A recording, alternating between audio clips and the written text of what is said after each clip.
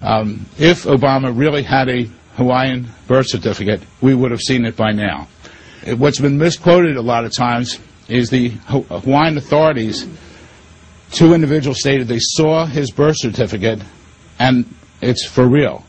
But notice in their statement, if you go back a couple weeks ago, it does not mention that it's a Hawaiian birth certificate. It also doesn't mention Kenya, but it does not mention it's a Hawaiian birth certificate. Our research has determined, based on the grandmother and other, he was born in Kenya. Then they came back to the United States and registered the birth, which is allowed in Hawaii.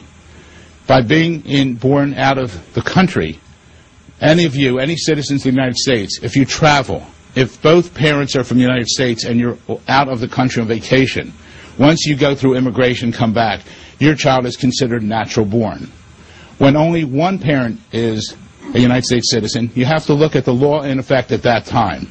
The law in effect at that time said the U.S. citizen must have lived here 10 years, and 5 of those years had to be after the age of 14. His mother was only 18 when she delivered. Now, some people come up and say, that's a technicality, 18 to 19. Ladies and gentlemen, I didn't write the law. You didn't write the law. The law was written many years ago, and the cases have interpreted it goes by the date of the birth of the child. Based on that, if I'm correct, he's born in Kenya, he is only a naturalized citizen, ineligible to be president of the United States.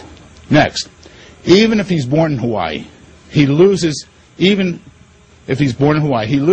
citizenship when he goes to Indonesia. Now, let me just give you that again, perspective, so you understand. If any of us here go out of country and adopt a child, we bring the child to the United States. When we go through the paperwork and stuff, that child becomes a naturalized citizen of the United States, and that child takes your name in most instances. Well, Obama's parents divorced. His mother remarried in Hawaii. In his book, Barack Obama states, "My stepfather returned to Indonesia before I did. When my mother and I went there, I immediately went to school." Indonesia in the 1960s was a turmoil. The only ones who were allowed in school were natural-born citizens of Indonesia. Now, he wasn't born there, but the statute go on further. You can be considered natural-born if you're adopted or acknowledged by your stepfather. That's what happened. One or the other happened because he goes to school there for 4 years.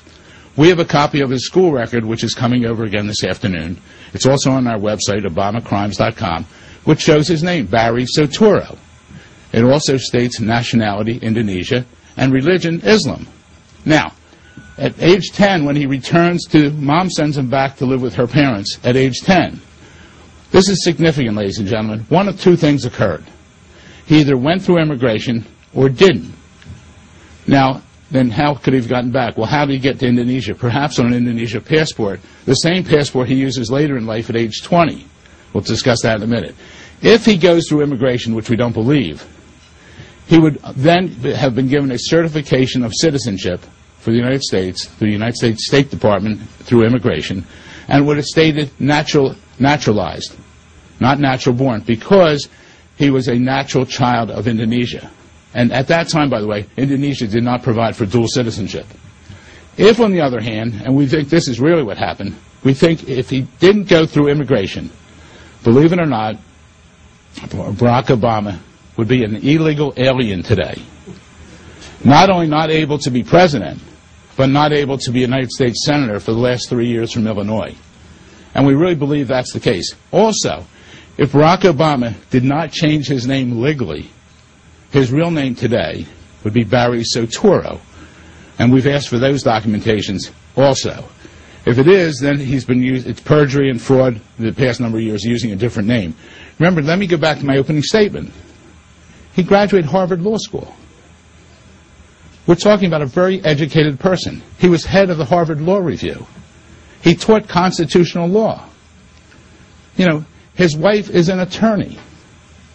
I personally think if and when the right court handles this matter, I think that Barack Obama and Michelle Obama and good old Howard Dean, the head of the Democratic National Committee, and others at the Democratic National Committee, and individuals on Obama's campaign staff should really be tried criminally, and many of them should go to jail. This really is the biggest hoax ever contemplated against our country in 200 years.